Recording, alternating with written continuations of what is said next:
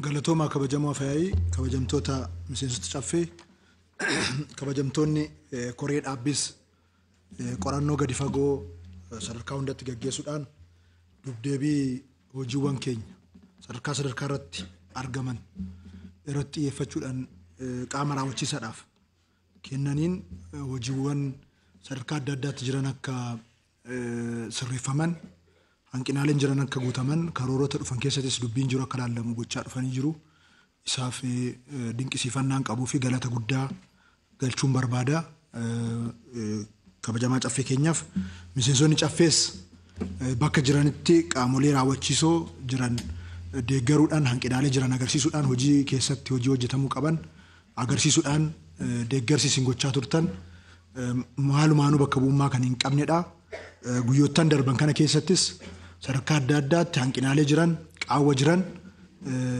kaasuudhaan akka hojiiwwan itti aanu keessatti mootummaan keessan irratti xiyyeeffatee hojjetu kallattiin isin akeektan iddoo olaanaa qaba kana hojiiwwan keessattuu sadarkaa naannootti karoora bara 2016 keessatti qabanne keessatti kan harcaanii hafan yeroo hafu keessatti qabannee kan irratti hojjennu kan immoo dhimmoota naannoo keenya ala ta'an irratti immoo qaama dhimma laallatu faana naannoon qindaa'ee kan waliin hojjetaa deemu akka ta'u asumaan mirkaneessuun barbaada kanaafuu gaaffileen ka'an quuqama manni kun kabajamaan caffeen kun qabu uummata keenyaaf qabu fedhii misoomuu manni keenya qabu hawwii akka waliigalaatti akka uummataatti qabu milkeessuudhaaf dhimmoota ka'an akka ta'an sirritti mootummaan hin hubataa karaa kanaanis fudhannee kallattiiwwan itti aanan keessatti kan hojjennu ta'uusaa mirkaneessuun barbaada.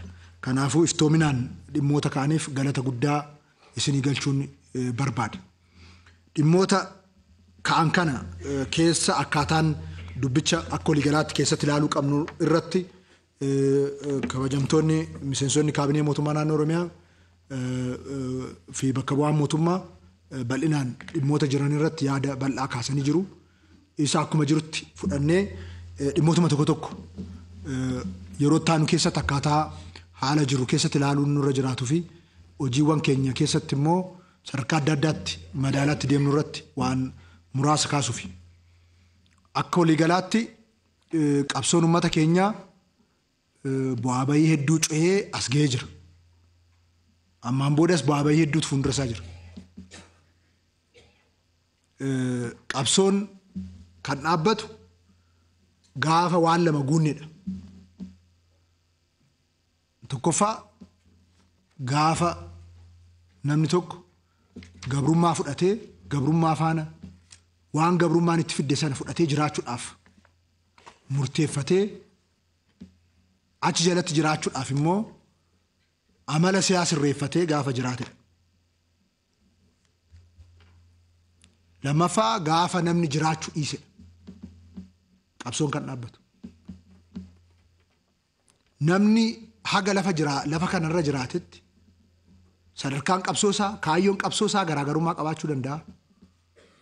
Biyya keessattis haa ta'u biyya alaatti sadarkaa adda addaatti uummata badhaadhees haa ta'u uummata hiyyummaa keessa jirus haa ta'u uummata giddugaleessaan jireenya adda addaa irra jirus haa ta'u qabsaa'aa jiraata.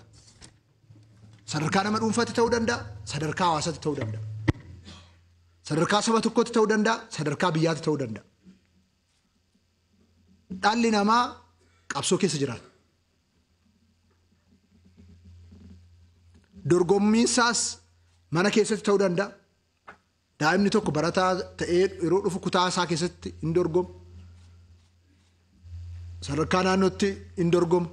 Yookaan kutaa isaa keessatti hin dorgomu. Kutaa mana barnootaa san keessatti hin dorgomu. Yeroo qormaanni immoo sadarkaa naannootti kennamu sadarkaa naannootti hin dorgomu. Qormaanni yeroo biyya bira akka biyyaatti kennamu akka biyyaatti dorgomu. Isa bira yeroo darbu immoo beekumsi isaa addunyaatti kan isa baasoo ta'e immoo addunyaatti bahee gabaa addunyaa keessatti dorgomu. Kun adeemsa dhala namaati. Adeemsi uummata Oromoos qabsoon uummata Oromoos adeemsa dhala namaati adda miti jechaadha. Uummanni keenya jaarrawwan darbaniif miidhaa mana hin jedhamne keessa darbe. Miidhaa sana yeroo kamiyyuu irraanfachuun barbaachisu. Yeroo hunda miidhaa keessa dabarree dhufne sana yaadachaa miidhaa sun hundeerraa buqqee miidhaa biraa akka deebi'ee nutti dhufne gochuudhaaf jabaannee qabsaa'uun qixa saniin deemuu nu barbaachisa.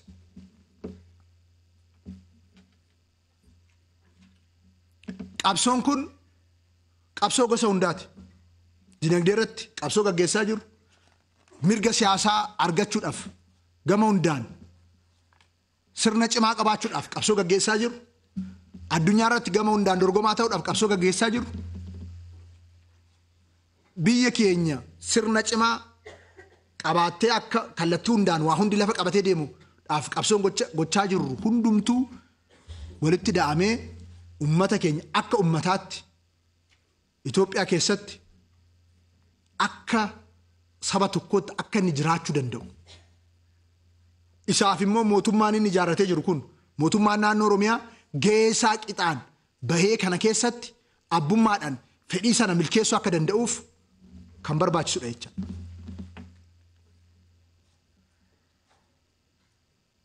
Kanaaf gulantaa qabsoo fi sadarkaa qabsoo irra geenyetu jijjiirama malee qabsoon xumuramu hin jiru jecha. Bitaaf mirga wal harkisuun xumuramu hin jiraatu jecha. Isa keessatti sadarkaan siyaasummaa hawaasa keenyaa irra ga'e, aadaan siyaasaa keenya sadarkaan irra ga'e, hayyoonni humnoonni siyaasaa ummata kanaa akkaataan tapha siyaasaa isaan itti gaggeessan bilchinni irra ga'e wanti gaticha ol kaasuu fi gadi buusuu hin qabaata. Aarsaa kaffalamu ol kaasuuf gadi buusuu hin qabaata. Sana alatti garuu qabsoo keessa jiran. Qabsoo keessa jiran.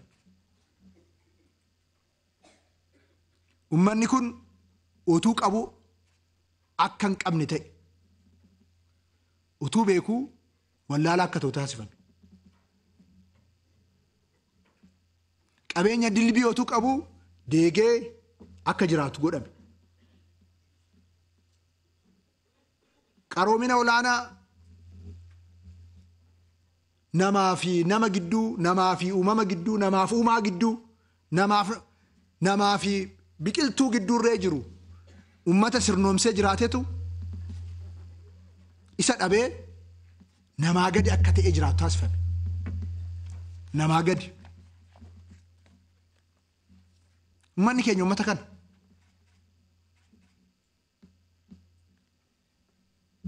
Qabsoo fi aarsaa waggoottan darbe gaggeesseen jaarraa darbe keessatti waan itti dhufe kana tole jedhee waan hin fudhanneef didee waan dhaabbateef aarsaa kaffalee bilisummaa argachuu jalqabee kanaan fedhiisaa hawwiinsaa guddaadha.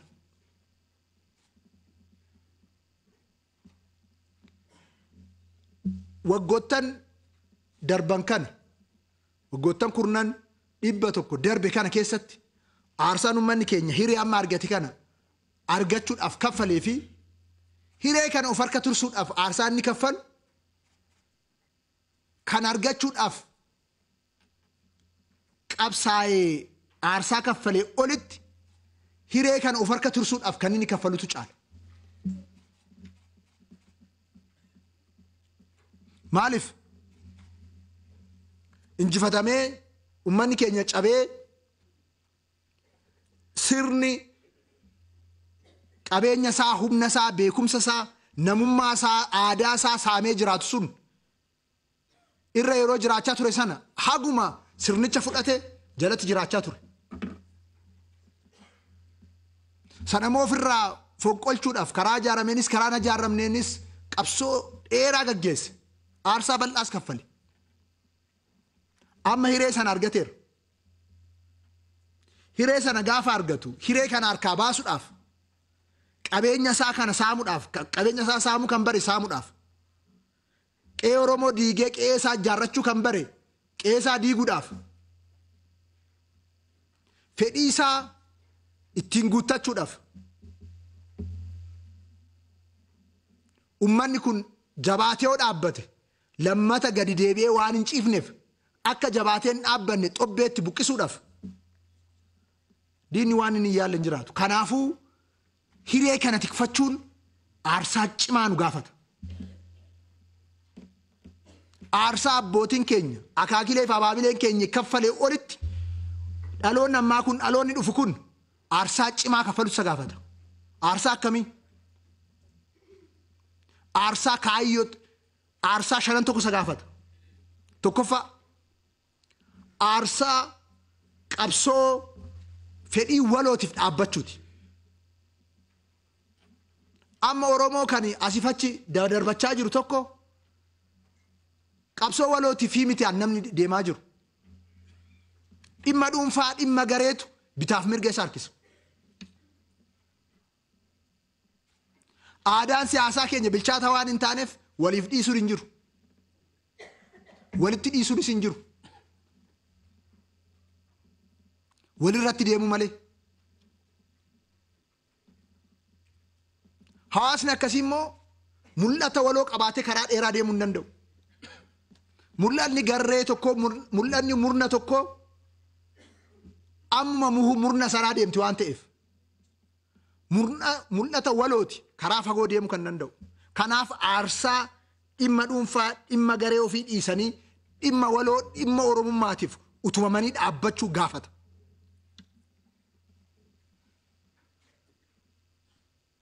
Kanarratti aadaan siyaasa keenya kallattii maraan cimee sirnoomutu irra jiraata jechaadha.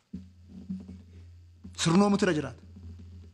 Mul'ata walootiif dhimmi nama dhuunfaa dhimmi garee wayii fedhiin ilaalcha kallattii adda addaatiin jiru iddoo qabaachuu hin qabu. Faayidaa tokkos hin qabu.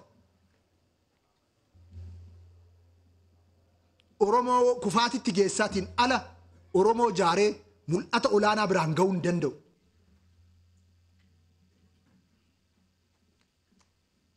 Kanaaf ulfinnis injifannoonis maqaanis kan walooti.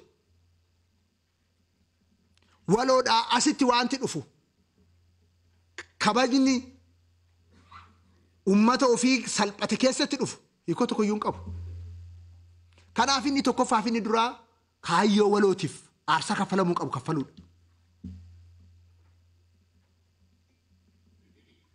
Lamaffaan aarsaan nuyi kaffallu mootummaa cimaa gadi dhaabuudhaaf. Manni waloo ummata keenyaa mootummaa kana caffee kana caasa sadarkaadhaan amma gandaatti jirudha. Kana diiguun of diiguudha. Kana dadhabsiisuun of dadhabsiisuudha. Murni kallattii fe'ee hin jiru yoo jiraate yoo milkaa'es caasaa kanaan milkaa'a. Kan itti dhiyeeffus caasaa kanatti dhiyeeffa. Mana biraan qabu. Manni isaa kana. Manni keenya kana. Ummanni keenya har'a bakka ga'e kana kan ga'eef waan mana kanarratti caasaa mootummaa naannoo Oromiyaa jedhamee hundaa'e kanarratti sadarkaa adda addaatti aarsaa kaffalamedha. Isa waan of harkaa qabnuuf injifannee har'a. Injifannoo har'a arganne kana kan arganneef. Borus amma mootummaan naannoo Oromiyaa cime ummanni keenya cimaa deema. Kanaaf humni mootummaa isaa dadhabsiisu injifannoo argachuu hin danda'u. Humnoonni biroo mootummaan kun akka hin cimne gochuu isaanii sirriidha, dogoggora tokko hin qaban. Maaliif kana yoo dadhabsiisan hagasuma milkaa waan ta'eef. Kun yoo cime injifannoo olaanatti ummaticha fudhatee akka ce'u qixatti waan hubataniif. Mootummichi garuu mootummaa akka sila mana keessaa ka'aa ture tajaajila kennu. Mootummichi garuu mootummaa rakkoo ummatichaa hiiku. Adda duree ta'ee adda ummatichaa ta'ee fedhii ummatichaa milkeessu. Ummaticha gurmeessee misooma dhugoomsu. Humna dandeessisaa ta'uu danda'utu irra jiraata jechuudha. Kanaaf mootummaa naannoo Oromiyaa cimsuun ummata Oromootiif qabsoo ummata Oromootiif dhimma aarsaa guddaa irratti kaffaluu qabnudha jechuudha. Amma abjuun bitaaf mirgaan deebus waa biraa irratti miti. Mootummaa kana dadhabsiisuudha. Keessaayis alaayis. Hawwiin hiree jiru fudhachuudhaaf dhufamus kana dadhabsiisuu keessatti kan hundaa'u. Kanaaf warra abjuudhaanis aangoo qabachaa bulanis kanuma jechaadha.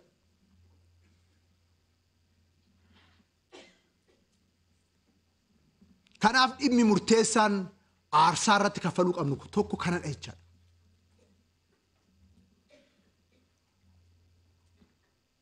Sadaffaan dinagdeedha. Lafa qabna, bishaan qabna, humna namaa mana ga'u qabna. Maaliif hiyyummaa keessa jiraan? Akkamitti hiyyummaan mana nurratti ijaarrattee godoo nurratti ijaarrattee nurra jiraatti? Haga yoomii? Ummanni keenya qabeenya qabu kana keessaa bahuu danda'u fayyadamee hiyyummaa keessaa bahuu danda'u irra jiraata. So qabsoo fi aarsaan kaffallu tokko hiikoo kan qabaatu kanarratti kaffalle qofa.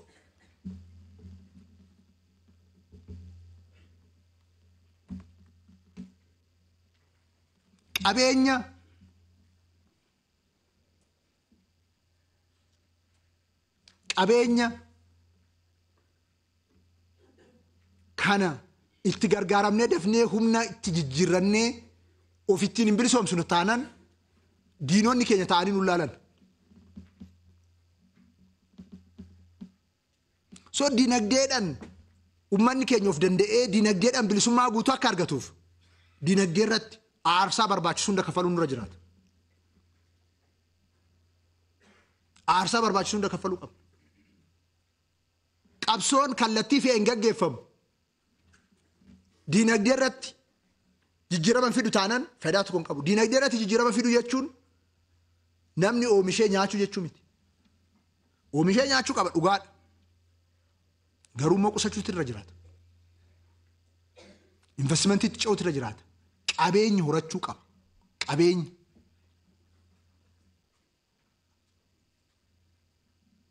So aarsaa kan kaffaluu qabnu tokko kanarratti jechaadha.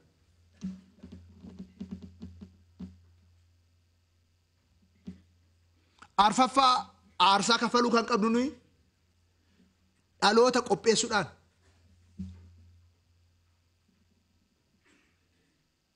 barnootaan teknooloojiidhaan dhaloota qopheessuudha.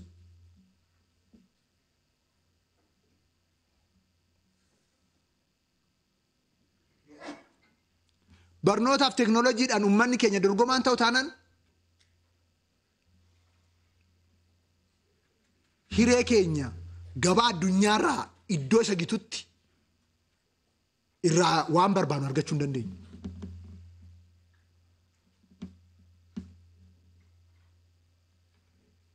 Kanaaf amma dhimmoonni barnoota irratti jenne dhimmoonni kallattii adda addaatiin mana keessaa ka'aa ture hundumtuu qixaan itti deemuu danda'u irra jiraata. Amma nuyi waa'ee manneen barnoota bu'uura boruu haasofna. Addunyaan manneen barnoota bu'uura boruu irra miti kan jiru. Barataan tokkoon mana barnootaa keessa jiru kompiitaraan taphata. Barri dhufu bara IT'ti. Bara artificial intelligence'ti. Isaaf dhaloota hagam qopheessaa jirra. Barataa keenya bu'uura boruu keessa jiru sadarkaa tokkoffaa keessa jiru meeqatu kompiitara beeka. Kana baannee isa keenya kabajamtoota. Erguu gahuu hin dandeenyu. Kanaaf aarsaa qaalii kaffalamuu qabu hunda kaffaluu nurra jiraata.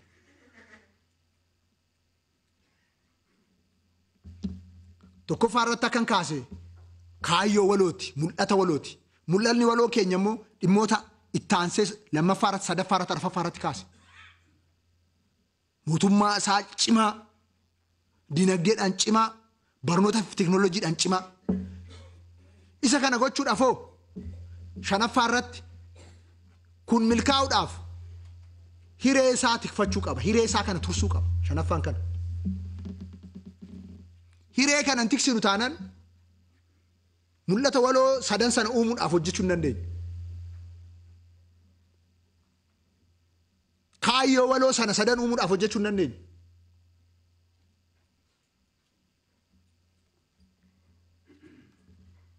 Hiree kana tiksuu qabna.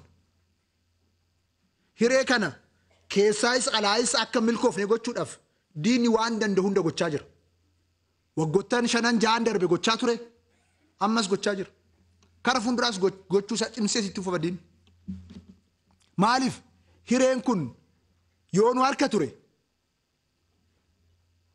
bakka jirrutti dhaabbannee hafuudhaaf miti kan itti gargaaramu. Kaayyoo waloo saba keenya keessatti uumuudhaaf itti gargaaramu. Kaayyoo waloo sanaan immoo dhimmoota sadan kaase kana mootummaa cimaa, sirna cimaa,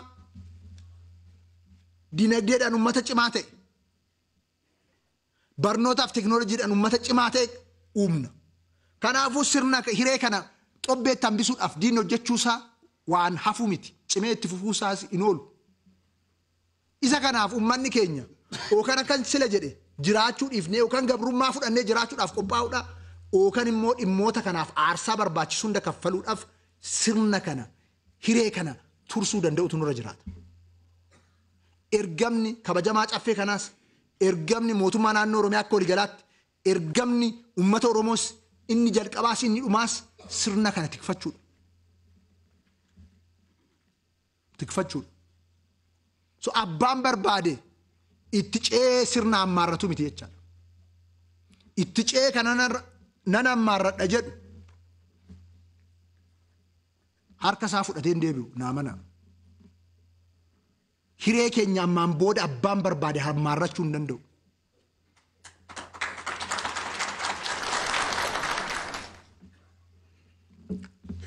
Kallattii adda addaatiin ololli hooggansa keenya irratti gaggeeffamu. Uummata keenya irratti maqaballeessiin gaggeeffamu. Oo danda'an dhukaasni isaan gaggeessan.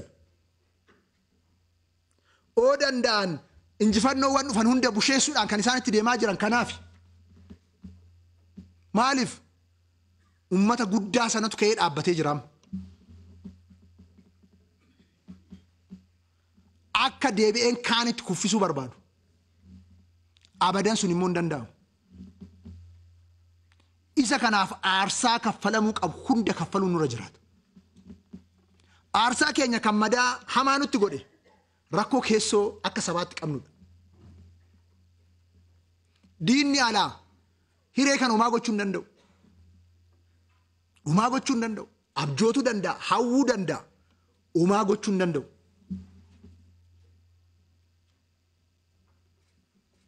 Hiree kana waa gochuu kan danda'an keessoo keenyaa. Akkuma baran ergamtuu bitachuudhaan. Ergamtuu fakkeessituu keessoo keenya mootummaa keessa taa'ee hojjetu dabalatee. Ergamtuu fakkeessituu meeshaa diinni itti hidhe baatee uummata isaa ajjeesu. Uummata isaa miidhu dabalatee. Kanatti dabalatee kanatti fayyadameeti diinni keessoo keenya qorquudhaaf kan hojjetu. Keessoo keenya akka paartii badhaadhinaatti akka mootummaa naannoo Oromiyaatti qulqulleessaa dhufne kana cimsine itti fufne. Kan gaafa aangoo inni jiru waa hundi sirrii kan ta'eef gaafa aangoo irraa fudhatamu waa hundi kan dogoggoratti ta'e. Kan namaaf ergamuudhaaf immoo hamma isaa wallaalee namaaf ergamuudhaaf kara namaatti deddeebi'aa kan oolu. Teessoon hireen uummata kanaa kan hunda keenyaatti kan uummata Oromoo maraati. Abbaan barbaade itti ce'uu danda'a. Abbaan barbaade wal harkaa fuudhee amma fuulduratti deemetti fuulduratti oofuu danda'a. Haga hireen jiraatetti.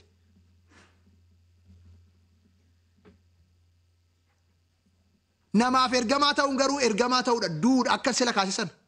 Gabrummaadhaaf harka kennachuudha. Warreen akkasii kaayyoo fi qabsoon uummata keenyaan galleef aramaa uummata keenyati. Firiin tokko irraa argamuu hin danda'u. Uummatichaaf firii miti. Warri warra akkasii of hambisuu hin danda'an. Of hambisuu hin danda'an. Isa akkasii keessoo keenya qulqulleessuu sirreessuu nurra jiraata. Hattuun keessoo keenya jiru kaayyoo kana hubachuu dhabuurraa. Hatee maal ta'uufi?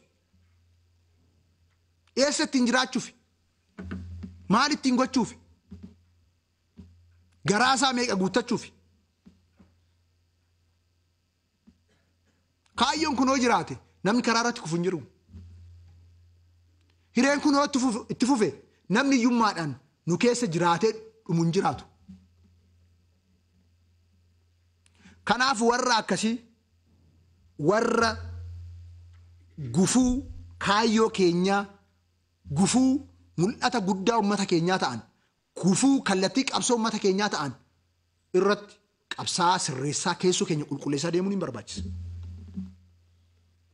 Kanas taa'ee teessoo irra taa'ee qaama biraa hawwa. Takka kaabaa hawwa, takka lixaa hawwa, takka kibbaa hawwa, takka bakka inni hawwine hin jiru. Gowwaa akkasii. Otoo ufaa weerree koo gaariidha. Akkuma hawwetti jiraata. Waan hawwus hin beeku waan akkanaa kun. Sadarkaa gowwummaa isaatu guddaadha warra akkasii.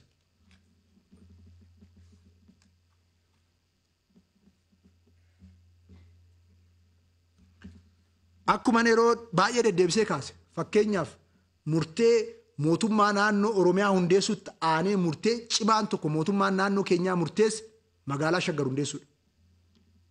Kana har'as nu galuu danda'a. Waggaa 50 har'as nu galuu danda'a. Dhimma tarsiimaadha. Diinonni keenya waan hubataniif halkanii guyyaa iyyaniiru. Iyyaniiru iyyuu danda'u maa gochuu hin danda'an. Iyyummoo isaan hin dhorkine.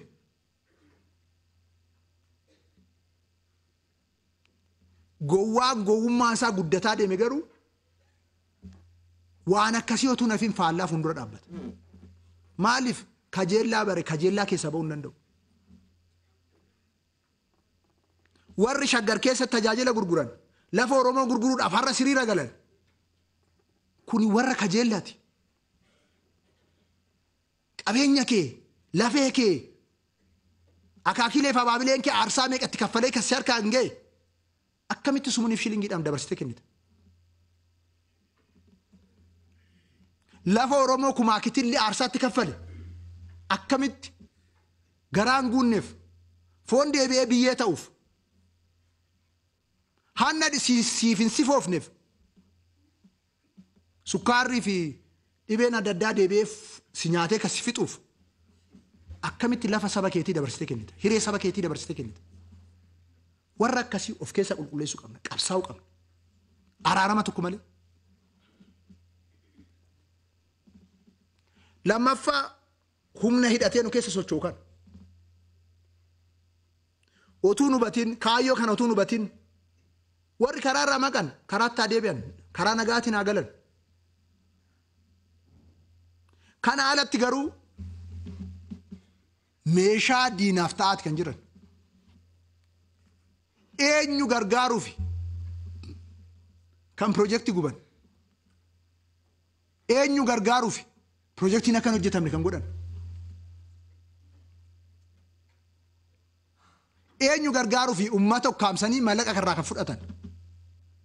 Qabsoo eenyu milkeessuufi kan baaf gala uummataa ugguran. Eenyu fiixaan baasuufi uummata Oromoo. Uummanni Oromoo isaan qabsaaniif sun eessa jiraa? Isumaas warra Oromoodhumaas jiru Oromiyaa keessa jiru kana moo Oromoo iddoo biraatti dhufu laa?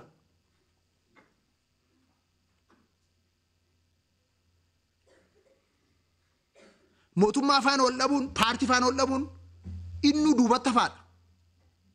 Aadaa siyaasa duubatti hafaadha. Yaadaan wal injifachuu qaba. Lakki yaadaan hin injifadhu humnaan injifadhoo jedhee sun mootummaadhaan falmuun haa ta'u. Dogoggora guddaadha garuu yaa ta'u.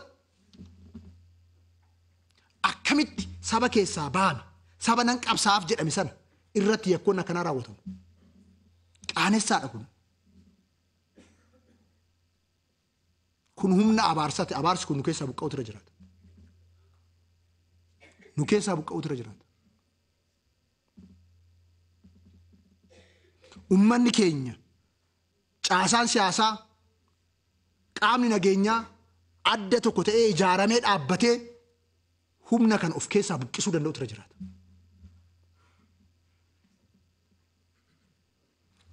Qaama uummata nan qabsaaf jedhu kan halkanii guyyaa nyaachaa jiru jechaadha. qaama hireen ummata kana akka harkan turre warra kalee sana cunqursaa turan faana adda uumee hojjetu.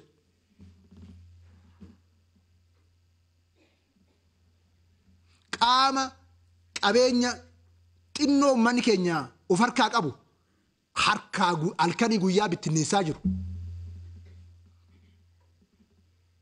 Diina cimaatti ta'e ummata keenyatti. Kanatu keessoo keenya madeessaa, keessoo ummata keenya dhiigsaa, cimina ummata keenya dadhabsisaa kan jiru kanadha. Hattuu keessoo keenya, kajeeltuu keessoo keenyatti aanee rakkoo guddaan ummata keenya qoraa jiru kana. Kanarratti qabsoofnee karaa qabsiisuun nurra jiraata. Kana jechuun qabsoon sila jedhe sun hin cufama jechuu miti. Hiree ummata kanaa of harka tursuudhaaf hojii hojjennu. Of harka tursuudhaan immoo galmoota sadan milkeessuudhaaf. Isaan immoo mul'ata waloo, galma waloo akka waliigalaatti akka sabaatti uummanneettiin deemuudhaaf dhalootaa dhalootatti dabarsinee deemuudhaaf qabnu sana akka milkoofne gochuudhaaf keessoo keenyatti madaa cimaa ta'ee, madaa mogolee ta'ee uummata keenya boqonnaa dhurkaa kan jiru jechuudha. Warri ammas dogoggoranii karaan kun karaa sirrii akka hin taane hubatanii dhufan mootummaan keenya simatee leenjisee jireenya haaratti galchaa jira. Isaaniif kabaja guddaa qaba. Warra ammas dogoggora sana hubatanii dhufan nama tokkos haa ta'u, nama kuma tokkos haa ta'u, amma barbaade haa ta'u mootummaan fudhatee simatee karaatti galchuudhaaf qophaa'aadha. Garuu wantin humnoota kanaaf ibsuu barbaadu karaa isaan qabatan kun isaanis sirnaan fayyadaman hundaa ol immoo sabni hin qabsoofnaaf jedhanii isaan miidhaa olaanaa irraan gahaa jiran kana hin miidhaas jira. Hundaa ol immoo gabrummaa uummanni keenya keessaa bahuu hin dandeenyetti dabarsee kenna. Gabrummaa keessaa bahuu hin dandeenyetti uummata keenya dabarsee kenna. Maaliif hunduu gaabbee maraachaa jira. Gaabbee maraate hunduu. Tokko tokko maraanna isaa dhokfatee akkuma ta'etti jiraataa jira. Garuu maraannichi akkuma nama bullukkoo uffatee bullukkoo keessaan ibidda bobeessaa jirudha.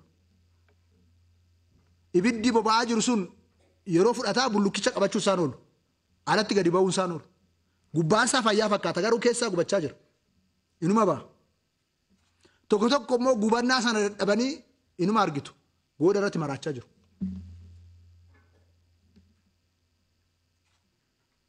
Kanaaf warra kanaaf dabarsanii kennuudhaaf yoo ta'e malee sabicha hiree saba kanaa tiksuu hin danda'an.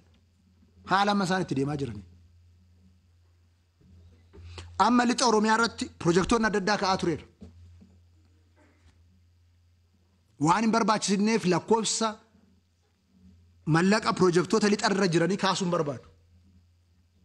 Garuu seenaa Oromiyaa keessatti akka Oromiyaatti waanti hojjetamee hin beeknedha akka waliigalaatti lixa Oromiyaatti qabatamee kan hojjetamaa jiru. Hojjetamuudhaaf yaadame. Kan eenyu sakaalee jira. Mootummaa keenya faana wal dhabdee qabaatan kan akkamitti sakaalanii jiraatu. Akkamitti kanatti gufuu ta'a namni. Waan hawwee uummanni keenya qabsaa'ee aarsaa meeqatti kaffalee mirga isaa argate mirga isaatiin. Pirojektoonni kun mirga uummata keenyaati. Mirga dabalataa argachuuf qabsaa'aa jira. Mirga inni argate akkamitti harkaa fuudhuudhaaf kana hunda taasifama. Kanaaf mootummaan naannoo keenya uummata keenya qindeessee humnoota kanarratti tarkaaffii keessa hin deebine fudhachaa deemaa kana cimsinee itti fufna. Olaantummaa seeraa kabachiisuun sakandii tokkoof hin dhaabbatu. Uummanni keenya humni kun badii itti fidaa jiru itti fiduudhaaf deemaa jiru sirriitti hubatee humnoota kanarratti qabsaa'uu fuulee dhaabbachuun irraa eegama. Ammoonas qabsaa'aa aarsaa guddaa kaffalaa dhufe ammas kana cimsee itti fufuutu irra jiraata. Isa kanaan humnoota kana karaatti deebisuudhaaf jabaannee hojjechuu qabna. Humnoonni kun karaatti galan humni uummata keenyaa sadarkaa olaanaatti jijjiirama. qabsoon uummata keenya sadarkaa olaanaatti jijjiira. Maaliif madaa mogolee nu qabee kanatu akka hin barbaanne akka hin kaane nu godhee jira. Madaa mogolee kun uummata keenya irraa ka'ee jennaan uummanni keenya kanaa olitti mootummaa isaa qabatee hiree isaa qabatee qabsoo sila jenne sana milkeessuudhaaf kaachuu danda'a jechuudha. Ija kanaan kan laallamuun irra jiraatu. Kanaaf ABO shaneen karaa nagaa kennameefitti galee carraa kana hin fayyadama taanaan mootummaa naannoo Oromiyaa mootummaa federaalaa karra isaa banaadha qophiidha yeroo hundayyuu yoo kiiloomeetira 100 nagaadhaaf deemamuu barbaachise mootummaan naannoo keenya mootummaan federaalaa kiiloomeetira 99 deemuudhaaf qophaa'aadha heeraaf seera giddu galeessa godhate. Kana kan hin fudhanne immoo hiree uummata keenyaa xobbeetti hambisuudhaaf diinota kaan faana adda uumeenan deema humna jedhee deemu immoo mootummaan naannoo mootummaan federaalaa qaamoleen nageenyaa qindaanii uummata keenya faana tarkaaffii keessa deebiin qabne fudhachaa kan itti fufnu ta'uusaa akka hubatamuun barbaada. Akka waliigalaatti qabsoon uummata keenyaa dhaloota kanaan qofa oduu hin taane dhaloota dhufaniin ittaananii dhufan hundaan kan cimee itti fufu kan sadarkaan isaa guddataa deemu gulantaan qabsoo isaa ol ka'aa deemudha jecha. Akkasitti hubatamuu danda'u irra jiraata.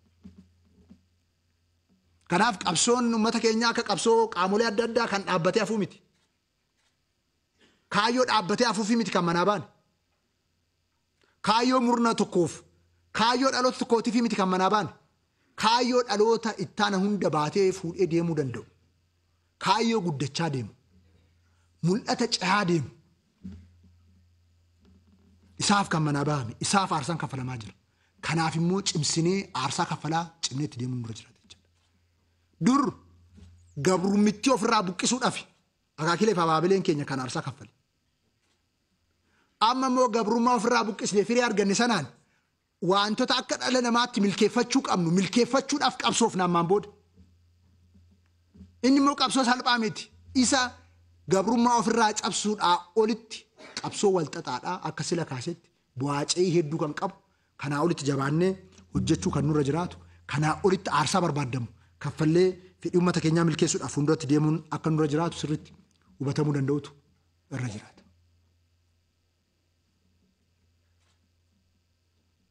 Kanaaf aarsaan fi gaagaama sadarkaa adda addaatti jiru ija kanaan laaluun nurraa eegame jechuudha. Uummanni keenya yeroo hunda sirnicha hiricha tikfachuudhaaf yeroo hunda waa hunda of eeggannoodhaan laalaa deemuu danda'utu irra jiraata. Yeroo tokko tokko kan nu dogoggorsu maalinni waan of harkaa qabnu hin beeknu. Qabeenya qabnu hin beeknu. Dacheen Oromiyaa magariisa ta'uu isaa qofa miti. Bishaan qabaachuu isaa qofa miti. Dachee Oromiyaa jala lafa isaa keessa waan jiru waan nuyi quba hin qabneef. Diinonni keenya baay'een garuu isa quba qabu.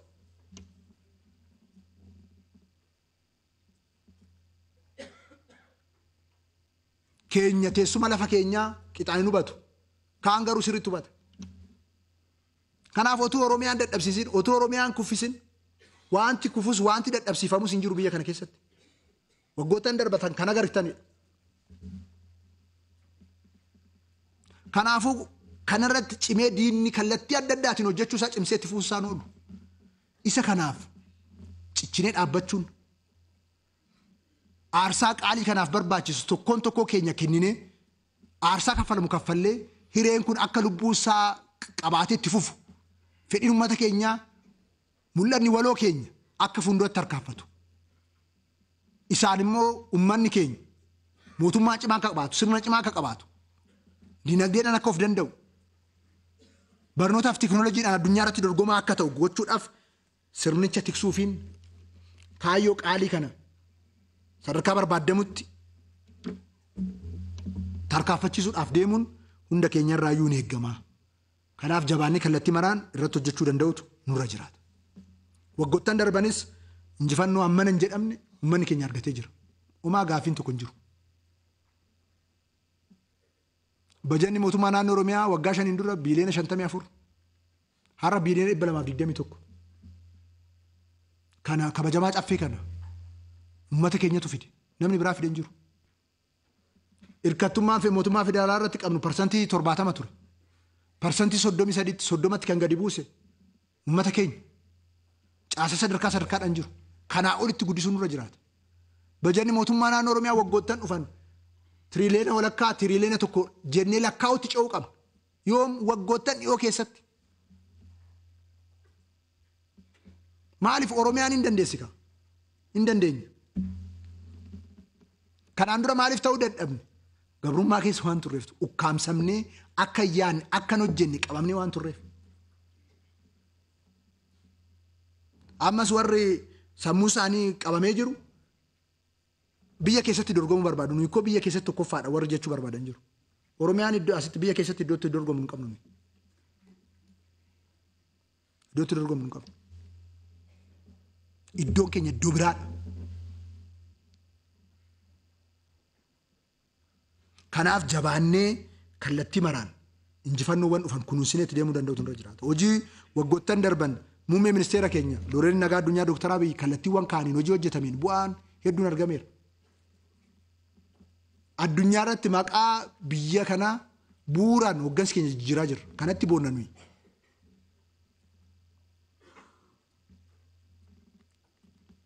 Giriin leegaasiidhaan biqiltuu dhaabuudhaan naannoon keenya adda durummaadhaan uummanni keenya biqiltuu qopheessee dhaabaa ture. Kallattii muummee keenya kaan giddu galeessa godhatee isaan yeroo darbe waggaadhaan dura Ameerikaatti badhaafamnee jira. Maqaa guddaatti hin argannee jira. Qilleensi keenyas ittiin jijjiiramaa jira. Qamadii muummee ministeera keenya bocanii nu kennan waggoottan darbe uummanni keenya caasaan sadarkaadhaan jiru raawwateen barana badhaafamnee jira. Biyya maqaa hiyyummaatiin beekamtu qamadii oomishuudhaan badhaafamte. Biyya dikshiinarii irratti hiyyummaa jechuun Itoophiyaa jechuudha jedhamtee beekamtetu yaadama muummeen keenya fidaniin qamadii uummanni keenya oomishee qamadiidhaan badhaafamte. Otuu kan warra biraa ta'e koo lafa gubata. Nu injifannoo waan hin beekneef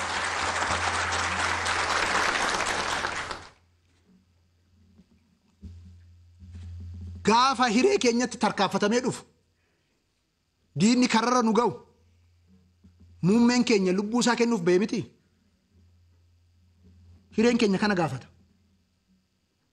Borus iftaanis hiree keenyatti waan dhufuuf aarsaa barbaachisu hunda kaffaluudhaaf namni martuu qophaa'ee hojjechuu danda'utu irra jiraata.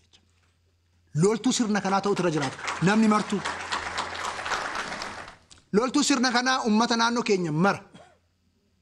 Loltuun hiree kanaa uummata naannoo keenya mara.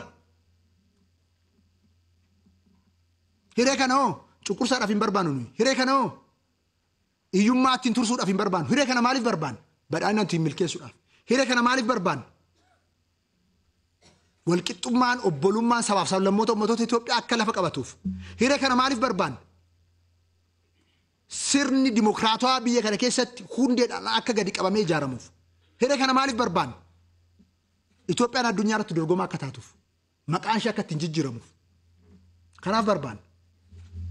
Kanaaf aarsaan hin kaffalamne maal godha? Kanaaf injifannoowwan gurguddoo waggoottan darban arganne giddu galeessa godhannee isa immoo isa keessa dhokachuudhaaf isaan jiraachuudhaaf oduu hin taane injifannicha akka injifannootti qabannee akka humnaatti qabannee isarra dhaabbannee injifannoo caalmaa fiduudhaaf fuuldura tarkaanfachuudhaaf hundi keenya iyyuu jabaannee hojjechuun aarsaa barbaachisu kaffaluun hunda keenyarraa eeggama jecha. Kanaaf bu'aaca'ii jiru hunda yoo arginu bu'aaca'ii kaayyoo kanaaf jennee kaffalaa jiru ta'uusaa namni martuu hubatee qalbeeffatee ija san ilaalaa deemuu danda'utu irra jiraata. Irra jiraata.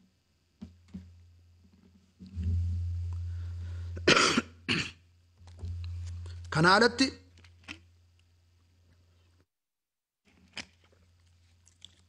dhimmoota muraasa irratti yaada kaasuun barbaada. Tajaajila afaan wal qabatee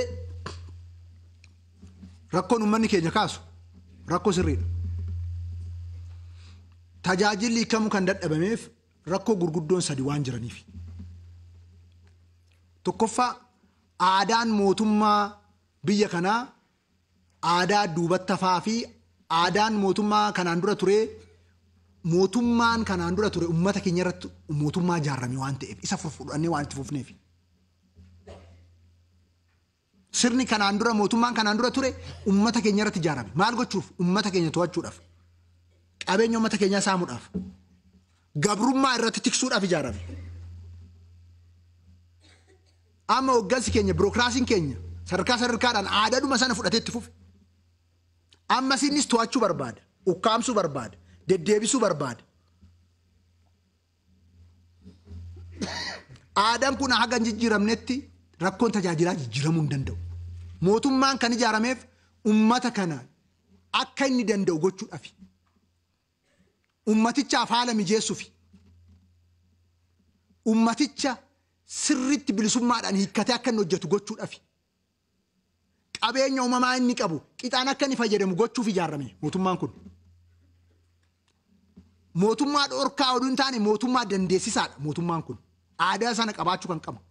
Aadaa kanatu hin jirre rakkoo tokkoffaan kan. Kanaaf namni hoggansa sadarkaa adda addaatti jiru maquma isa durii sana jijjiirrate malee akkasumatti jira.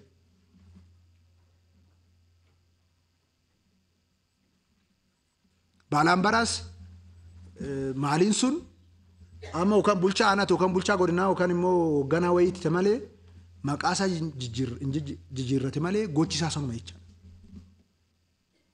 Inni akkasii maal akka hojjechaa jiru hin beeku maaliif akka waamame hin beeku.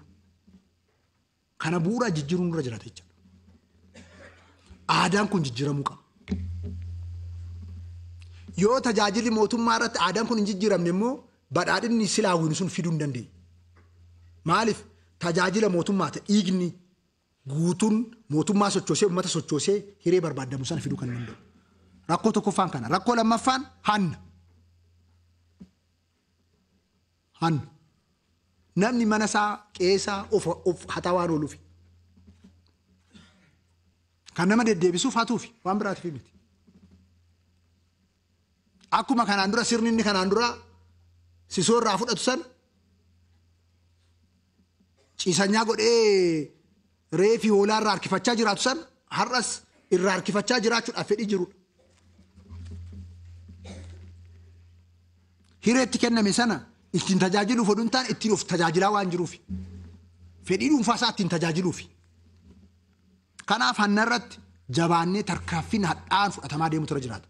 Koreen akka naannootti hundaa'e koree sadarkaa adda addaatti jiru kana jabeessetti deemuu qaba jechaadha.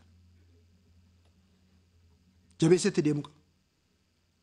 Tuttuqaniiru hanga tokko tarkaanfii fudhatameera. Qarshii biiliyoona tokko tuqaa afur kan kallattii adda addaatiin qabeenya akka deebi'u taasifame. Kanaa olitti garaa jabaannee garaa walirratti jabaannee tarkaanfii fudhachuu qabna. Abbaa barbaade irratti. Kana cimsinee itti fufna. Kanaaf qorichi annaa qunxuuxxadha. Tarkaanfii fudhachuu barbaachisa jechaadha. Rakkoo sadaffaan hojimaatonni jiran qixaan ammayyaa waan hin taaneef. Ammayyaa miti baay'ee duubatti hafaadha. Uummata bal'aa manaa qabannee dinagdee mana ga'u qabannee sirni hojimaan tajaajilli keenya ittiin hoogganamu baay'ee duubatti hafaadha. Kana hiikuu qabna. Kana hiikuudhaaf mootummaan keenya kutannoo cimaadhaan hojjechaa jira. Kabajamaa caffeen kunis hordoffii cimaa gochaa jira kana cimsee itti fuutura jiraata jechuudha. Fakkeenyaaf kanaan dura kaadaastarri lafaa hin danda'amuu jedhamee cufamee ture. Amma hin danda'amaa bira dabarree magaalota hedduu keessatti milkeessaa jira. Aanolee hedduu kaadaastara keessa galchaa jira. Ammas kana gottotu haa oolu jira. Investimentii lafti qophaa'ee haa kennamu jennee murteessine. Maaliif lafan qophoofne irratti investimentii simatu. Biiroon investimentiif biiroon lafaa gidduutti ogeessi hoggansa sadarkaadhaan jiru kanarraa haa taa'u. Ifatti kan beekamu jecha. Amma lakki kun haa gudunfamu gaafa jedhamu harka bitaatiin mirgaan waa hundaan kana olii gadee qabamaa oolaa jiru. Maaliif lafni yoo qophaa'ee beekame lafa siifan qopheessa siifan jijjiira siin qopheessine siifan barreessa siin barreessu jedhamee nyaatamu waan ta'eef guututti hanna hambisuu dhiisuu danda'a bu'uurarraan hanna waan gadi buusuuf harka keenya bitaaf mirga qabamee akka raawwatamne gochuudhaaf kan hojjetamaa jiru jechaadha kana xaragnee sirreessaa deemu kan sila kabajamoo ittaana pirezidaantiin kaasan hojjetaan mootummaa guyyaa 5 iyyuu tajaajila kennuu qaba taa'ee hooggansi siyaasaa nageenyas waan hoogganuuf piroojeektiis waan hoogganuuf uummatas mariisuu waan qabuuf jennee sa'aatiin hojii hooggansa siyaasaa torban keessaa guyyaa 7 gidduutti sagaduu danda'a gidduutti bataskaana deemuu danda'a charchi deemuu danda'a garuu guyyaa 7 kontiraanni hooggansa mootummaa guyyaa 7 keessaa guyyaa 4 hojiiwwan sila jenneefiit guyyaa 3 tajaajila kenni jennee ni jira wiixata roobii jimaata namni wiixata roobii jimaata hooggansi siyaasaa sadarkaa adda addaatti jiru daayiriktarri jiru biiroo taa'ee tajaajila kennu taanan in ari'amaa jechuudha waan biraan ta'u kanaaf murtaa'ee jira kun miidiyaan kan hordofee saaxiluu qabu kabajamtoonni miseensonni caffee kana hordoftanii saaxiluu qabdu namni guyyoota 3 kana taa'ee tajaajila kennine biiroon isaa irratti saamsama jechaadha yoo bakka ittiin hudhamne bakka biraa geessina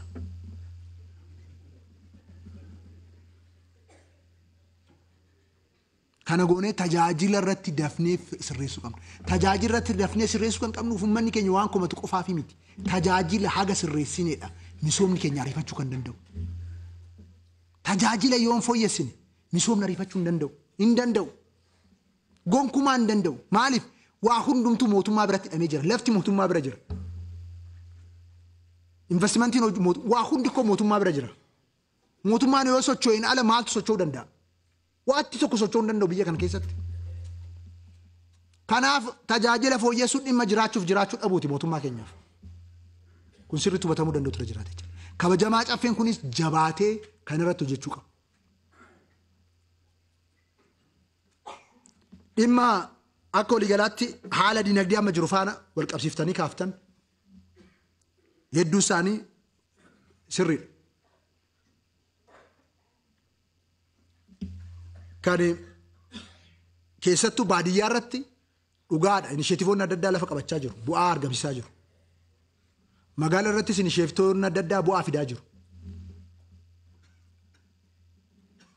nuyi kallattii mootummaa keenyaa maaliin dinagdee uumuudha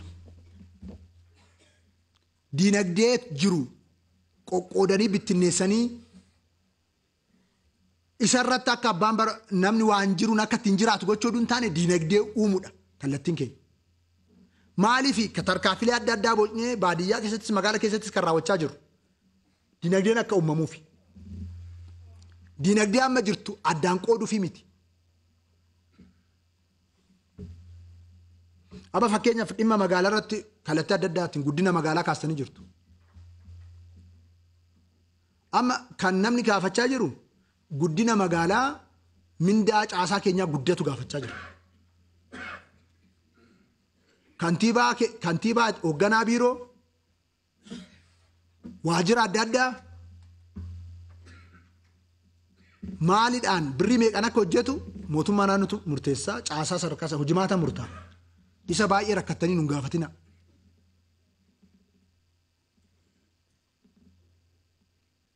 Magaalaan haa guddatu yeroo jettan namni magaalaa keessa jiraatu jiraataan magaalaa akkamitti guddataadha.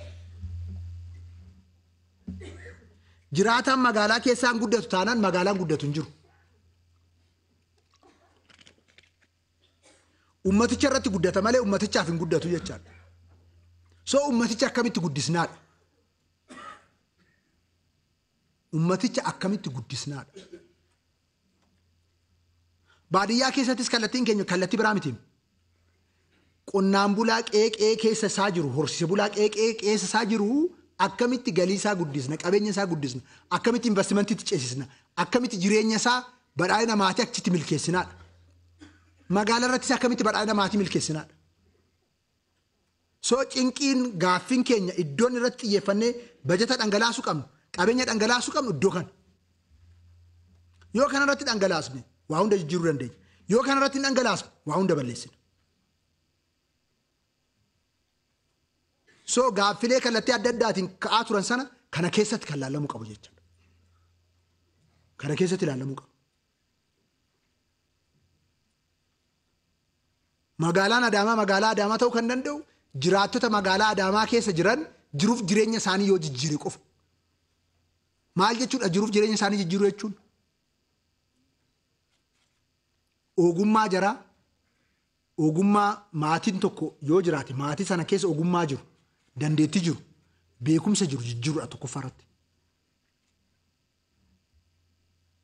Lammaffaa irratti isaaf immoo wantoota barbaachisan mijeessuudhaan qonna yoo ta'e qonna irratti akka hojjetu. Industirii xiqqaa yoo ta'e industirii xiqqaa irratti akka hojjetu. Mana isaa keessatti hojjetu yoo ta'e mana isaa keessatti akka hojjetu. Daldalaa yoo ta'e akka sirriitti daldalu. Ijaarsa hojjetu yoo ta'e akka inni sirriitti ijaarsa hojjetu. Isaaf immoo waan barbaachisu haala mijeessu jechuudha. Isa irratti haala mijate irratti giddugaleessa godhatee immoo mootummaan deeggarsa barbaachisu akka kennu gochuudha. Akkuma amma gaagura dhiyeessinu akkuma artificial insemination AI dhiyeessinu mala namaatiin loon diqaalomsuu irratti hojjennu akkuma sanyii irratti hojjennu akkuma biqiltuu irratti hojjennu daldalaadhaaf waan barbaachisuu irratti hojjetamee kontiraaktaraaf waan barbaachisuu irratti hojjetamee akka inni fooyya'u gochuudha. Yoo jireenyi namoota magaalaa keessa jiraatanii fooyya'an qofadha magaalonni keenya fooyya'uu kan danda'an. Inni yoo fooyya'e qofadha galii isaanii kan fooyya'u. Inni yoo fooyya'e qofadha bu'uura misoomaa hojjetan irratti kan fooyya'insi dhufu. Inni yoo fooyya'e qofadha jireenya irratti fooyya'insi kan dhufu. Sana irratti hojjenne qofadha qaala'insa jireenyaa to'achuu kan dandeenyu.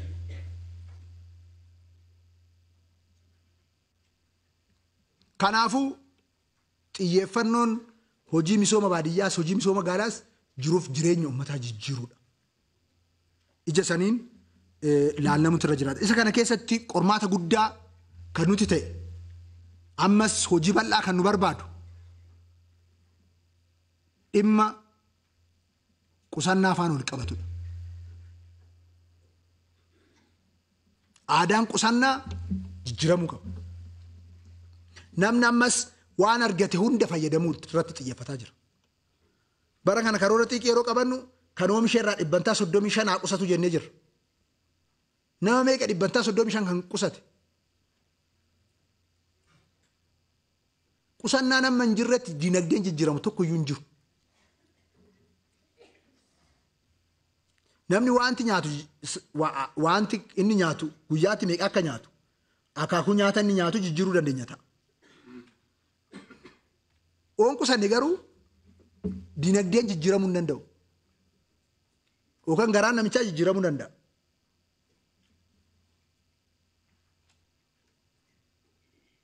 Iddoo tokko tokkotti jimaa dinagdeedhaaf fayyadamuu qabna. Kan guyyaa guutuu jimaarra oolu jira. Guyyaa guutuu. Jimaa irratti rakkoo jiru sila ka'ee jira mana keessa sirreeffamuu qaba. Jimaa dinagdeedhaaf fayyadamuudha malee jimaarra oolee bulee maal ta'uu danda'a? Maal ta'uu danda'a?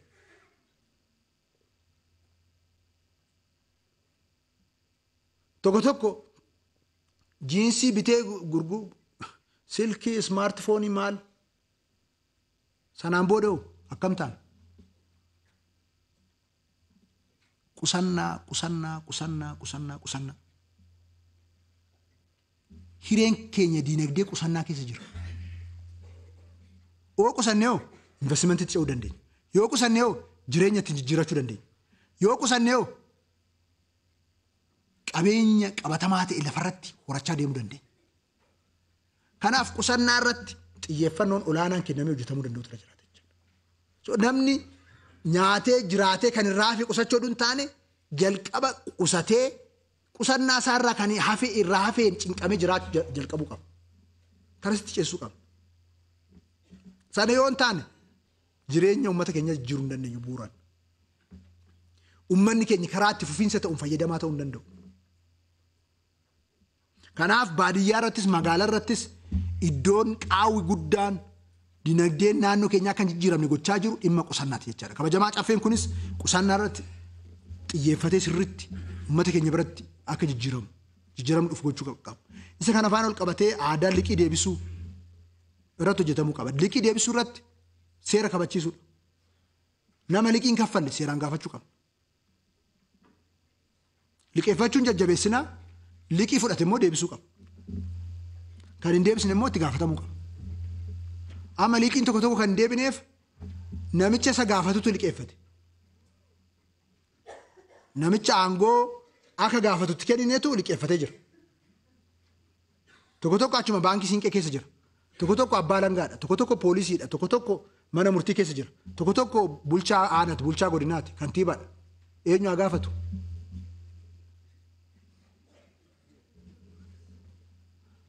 Liqii waldaa hojii gamtaarra jiru ko qonnaan bulaa bira hin jiru. Akka jiruun hooggansa keenya bira jira, caasaa keenya bira jira.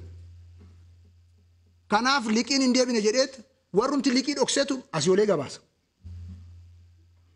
Ji'oottan dhufu keessattuu ji'a kana, ji'a gurraandhalaa fi bitootessaa humna kanarratti tarkaaffii keessa deebii hin qabne fudhan. Tarkaaffii keessa deebii hin qabne. Liqaan harcee bulu tokko iyyuu hin jiraatu. Kan baankii siinqees haa ta'u, kan waldaa hojii gamtaas haa ta'u, kan waldaalee bu'uuraarraa jalqabee jiru, kan xaa'oo faana calla guddisuu faana ol qabatee jiru, kan revolving fandii kan akka paampis haa ta'u tarkaaffii fudhanna jechaadha.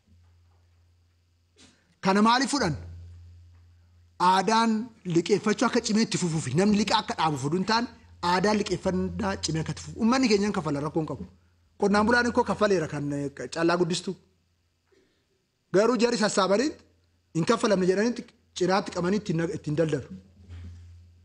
Kana kan jiru. Mootummaan waan hin beekne isinitti fakkaate. Warri baankis uummata irraa fuudhaniit baankii irratti mul'atu isaan hojii biraatti hin hojjetu. Warra akkasii araarama tokko malee xaragnee sirreessuun nurra jiraata jechuudha. Karaatti galchuu qabna. Kana kan goonuuf qusannaan aadaan liqeeffachuu akka guddatuufi. Uummanni keenya liqeeffannee diinagdee liqaadhaan socho'u jiraachuun qabu naannoo keenya keessa. Diinagdee hundarratti namni liqeeffatee hojjechuu qabu. Aadaan liqaasaa jabaachuu qabu. Dhibbantaa 30 qusatee dhibbantaa 70 dhibbantaa 40 qusatee dhibbantaa 60 dhibbantaa 50 qusatee dhibbantaa 50 liqeeffatee akkasitti akka hojjetu dandeessuun nurra jiraata jechaadha. Yoo isa goone diinagdee karaa salphaa ta'een fooyyessuu dandeenya jechaadha. Qaawwi lamaffaan sirreeffamuu qabu dhimma interpreneurshipiti. Kana dhaloota dhufutti fayyisuudhaaf manneen barnootaa keessatti sirna barnootaa keenya keessa galchine kutaa tokkoffaa irraa kaasnee barsiisaa jirra. Inni cimsinee itti fufu. Inni garuu ammatti nuun kaffalu yeroo dheeraadhaan booda nu kaffala. Amma kan xiyyeeffachuu qabnu nama isaa amma jiru irratti karaa biraatiin xiyyeeffachuu qabnu. Kanaaf qonnaan bulaa irratti, horsiisee bulaa irratti, kontiraaktara irratti, himaaxa irratti, waldaalee hojii gamtaa irratti, hojjetaa mootummaa irratti, abbootii amantaa utuu nafiin nama hunda akkamitti rakkoo gabaa keessa jiru, rakkoo dinagdee keessa jiru, qaawwa jiru fayyadamanii dinagdee biizinasii qorqalbii biizinasii qabaatanii hojjechuu danda'u kan jedhu irratti hojjechuu qabna jechaadha. Namni keenya rakkoo tokko gaafa argu mallaqni itti mul'achuu qaba. Rakkoo jechuun ikkoo rakkoo miti mallaqa rakkoon. Akkaataa rakkicha itti ilaalu. Hanqinni gabaa tokkoo jiraate koo carraadha. Dinagdee keessatti humni tokkoo jiraate interpreneuroo ta'uu qabaanne qorqalbiin keenya kanaaf mijataa ta'e dachaa 3-4 baay'ifnee dinagdicha akka bu'a qabeessa ta'u gochuu dandeenya jechaadha. Kanaaf interpreneurship irratti qixaan hojjetamuu qaba. Waggoottan darbe daldalaa naannoo keenya keessatti eeyyamni daldalaa kenname baay'ee guddate. Garuu jara kana utuu interpreneurshipidhaan gargaarre kanaa ol daldalaa ta'uu danda'u jechaadha. Maaliif qonnaan bulaa qeesaa irratti gargaaraa jirra? Sanaa ol akka oomishuufi. Daldalaanis sanaa ol akka daldaluuf gargaaramuu qaba. Gama hundaanuu kanarratti xiyyeeffatamee hojjetamuu qaba. Rakkoonni sadaffaan dhimma seeraalummaa afaan ol qabatee jirudha. Qaawwi guddaan keessattuu daldala afaan ol qabatee. Daldala oomishaa ta'u, daldala albuudaa yaa ta'u, seeraalummaan jiru guddaadha naannoo keenya keessa. Albuuda naannoo keenyaa qaama biraatu dhimma itti ba'aa jira. Biyya biraatu ekspoortii godhachaa jira. oomisha keenya qe'ee keenya keessaa ba'u nama biraatu ittiin daldala. Nama qaama biraatu itti fayyadamaa jira. Kan akkamitti sirna keessa galchinee ummanni keenya caalmaa takka irraa fayyadamaa ta'u goonaa kan jedhu xiyyeeffatamee hojjetamuu qaba jechaadha. Xiyyeeffatamee hojjetamuu qaba. Yoo albuuda to'annee sharafa alaan finne, yoo oomisha qonnaa keenya to'annee sharafa alaan finne, yoo oomisha industirii to'annee bu'aan finne, akkamitti rakkoo sila ka'e hunda hiikuu dandeenya? Akkamitti piroojeektii sila ka'e hunda hojjechuu dandeenya? Mootummaa naannoo isaa ta'u mootummaan federaalaa. Eessaa dhufee hojjetama? Fedhii waan jiruuf ikkoo misooma fiduun hin danda'amu. Qabeenyi dhufuu qaba, qabeenyi uumamuu qaba. Waan qabeenya uumurratti immoo xiyyeeffannee hojjechuu danda'utu nurra jiraata jechaadha. Akka sabaatti. Sana eenyuuf jennee hojjennu? Kaayyoo walootti keenyaaf jenneeti kan hojjennu jecha. Kanaaf kanarratti xiyyeeffatamee itti deemamuu qaba. Kanarratti xiyyeeffannee yoo deemne jijjiirama barbaadamu fiduu dandeenya. Qaawwota sadan kana qusannaa afaan ol qabatee, interpreneurship afaan ol qabatee, seeraalummaa, irreegulaaritii sadarkaa adda addaatti jiru afaan ol qabatee waan jiru karaa ittiin galchinu taanaan qabeenya uumuu hin dandeenya. Qabeenya amma nuumnetti immoo sochiinii fi dadhabbii fi aarsaan kaffalamu kun hundumtuu hin guduunfamne jechaadha. Hin guduunfamne jechaadha. Dhimmoonni sadan kun yoo hin jiraanne maal jechuudha si ta'in? Soogidda bishaan yaa'u cinaatti tuulame jechuudha. Bishaanichi dhiqee soogiddicha fixa. Yeroo ta'e itti fudhata malee dhiqee fixa. Tulluu amma fi yoo ta'e. Qabeenyi dhimmoota sadan kana sirreeffatee lafarratti hin ijaaramne akkasi. Dhiqamee dhuma qabeenyi nu harka jiru. Lafti amma gabbataan jiru kunis hin bada. Bishaan amma bonaaf ganna nu keessa yaa'u kunis rakkoo keessa gala. Humni namaa amma qabnu kunis rakkoo keessa gala.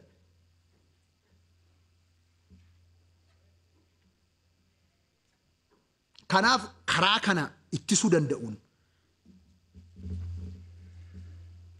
akka humni nuyi qabnu nyaatameen dhumne fudhatameen banne karaa gochuu danda'uun rakkoolee sadan kana qusannaa, interpreneurshipii fi seeraalummaa irratti rakkoolee jiran hiiknee qaawwa naannoo sanitti nu keessa jiru hiiknee bu'uura irraa hiiknee yoo sirreessine jijjiirama barbaadamu fiduu dandeenya. Amantaa jedhuun qabu. Kana alatti piroojeektoota sadarkaa naannootti jiran akkuma kanaan dura beennu naannoo irratti nuyi piroojeektii kamiifiyyuu beenyaan kaffalu. Aanaan beenyaan barbaada jedhe piroojeektii irraa fuunaa jechaadha. Fakkeenyaaf piroojeektii Finnaa 9 beenyaa malee ni ijaaramuu warra jedhanii aanolee nu didan irraa fuunee aanota beenyaa malee lafa qopheessaniif kenninee jira. Kana miseensi caffees kabajamaan kun akka beeku barbaada. Piroojeektoota kaan irratti kanuma itti fufna jechaadha.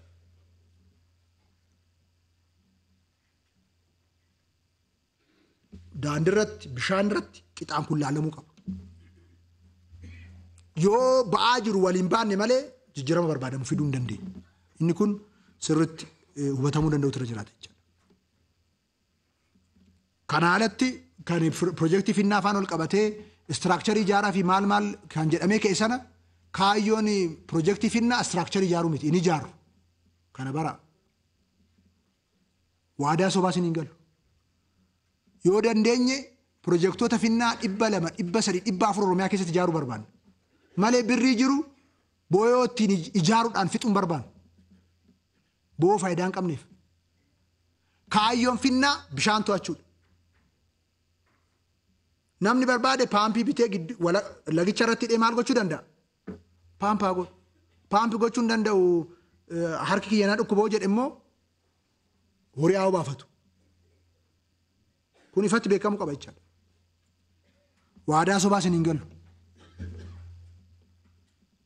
Kaayyoo sagantaa piroojeektii Finnaa warra nu bannetu kana waadaan taane isinii galaa oola waan ta'eef. Kaayyoon Finnaa maaliin? Bishaan tursinee rakkoo bishaan dhabuutiin loon dhumaa jiru, horii uummata miidhamaa jiru baraaruudha. Isarraa yoo hafee'u uummanni achumatti paampiidhaan jallisii adda addaa gaggeessee akka sirreessuuf. Jallisii boneen maaliif akkanatti guddate? Bo'oo fi istiraakcharii waan ijaarreefii miti. Paampii waan dhiyeessineef. Bo'oo fi istiraakcharii salphaa miti. sila kee projektiin calcal projektii wal mal birrii meeqatti dhangala'aa jira waggaa meeqa fudhate hektaara meeqa bitti misoomsine paampii 10,000 baranoo galchine hektaara meeqa oomishuu dandeenya. Kanaaf kun hubatamutu irra jiraata jechuudha. Oo dandeenya projektoota finnaa ammanuu harka jiran baay'ee harkifatanii jiru dafnee xumurree kan diizaayinii isaanii xumuramee jira dafnee itti galuu qabna jechuudha. Isa goonee seenaa gammoojjiiwwan Oromiyaa keessa jiru jijjiiruu qabna atattamaan. Fedhiin jiru isa waan ta'eef karaa saniin hubatamutu irra jiraata. Kanaa alatti kan projektoota federaalaa yeroo adda addaa isaan faana qorachaa jirra ilaallaa jechaadha. Mana kanatti wanti deebii kennu hin jiru ilaalla. Kanaa alatti garuu kan xiyyeeffannoo argachuu qabu dhimma yuunivarsiitii. Yuunivarsiitiin waggoottan dhufu keessatti yuunivarsiitiin haaraa banamu hin jiru. Kun hubatamuu qaba. Industiriyaal paarkii waggoottan dhufu banamu hin jiru. Kunis hubatamuu qaba. Maaliif kan ijaarrettuu faabrikaan galaan jiru. Hojii bal'aa barbaada. Salphaa miti industiriyaal paarkii ijaaruu jechuun sheedii ijaaruu jechuu miti. Bulbulaa ijaarra industirii meeqa galee amma yoona? Birrii meeqatti baafne bulbulaatti? Paarkiiwwan Adaamaa maal dabalatee birrii itti ba'e meeqatti galaa jira? Qabeenya qabnu faana qixaan laaluu barbaachisa jechuudha. Paarkiin ijaarameef carraa hojiin hin dhufa jechuu miti. Carraan hojii nu harka jira. Maaliin diinagdee baadiyyaaf magaalaa keessa jiru jijjiiruudha. Inisheetifoota of harkaa qabanne. Warshaan keenya amma nu harka jiru maaliin qonna keenya. Warshaan keenya amma nu harka jiru maaliin jireenya magaalaa keessa jiruudha. Ogummaadha interpreneurshippiin isarratti jabaannee hojjechuudha. Kilaasaroota amma jalqabneedha. Qonna magaalaa jalqabneedha. Kooteeji industirii godoo jalqabneedha. Isa industirii guddaan nu harka jiru. Dafnee kan jireenya ittiin jijjiiruu irratti xiyyeeffachuu qabna jecha. Malee akkanumaan maqaadhaaf waan ta'e ijaaramee birriin guddaa wayii irratti dhangala'ee sanaan booda achumatti dhaabbatee kanaaf gochuun nurra hin jiraatu. Kana alatti immoo kan yeroo adda addaa Oromiyaa keessatti dhagaa waadaadhaan gaggatame immoo yaa isa funaanee dadhabeera dhagaa haaraan gannu hin jiru isa ofii jalqabsiifnee nu hin xumurraa kan immoo akkanumaan namni akkuma tasaa Oromiyaa keessatti gaggataa deeme immoo yaadatanii yeroo hundatu nu gaafachuu baattanii gaariidha jechaadha. Kanaaf karooraan wantoota hoogganamuu qaban hooggannee kallattii qabsiisna. Maaliif waadaan sobaa soba. Fakkeenyaaf iddoo tokko tokkotti warshaa sibiilaa ijaarraa jedhaniit waadaa galan. Warshaa sibiilaa baay'ee rakkisaadha kabajamtoota. Numtuu meejarri suni waa beeku jennee itti gallee qorannee ilaalle. Dubbichi waan socho'u miti. Yeroo sana kennu yeroo qabsoon qeerroo cimee namni cinqamee bakka hundatti dhagaa baay'ee gaggate.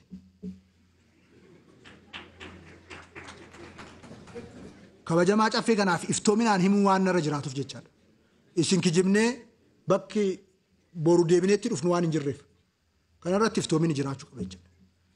Nuyi dubbii maayidhaan laaluu qabna. Karoora qabanne amma danda'ame hiixataa gochuu.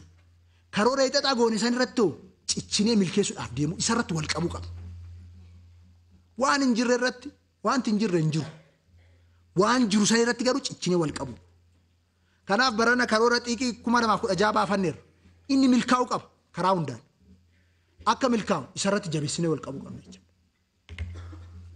Yuunivarsiitoonni nu harka jiran iyyuu ko ganaa yuunivarsiitii hin taane. Warrumti nu harka jiran kaampaasii dabalataa banuun isaa ta'u warrumti nu harka jiran ikkoo yuunivarsiitii miti.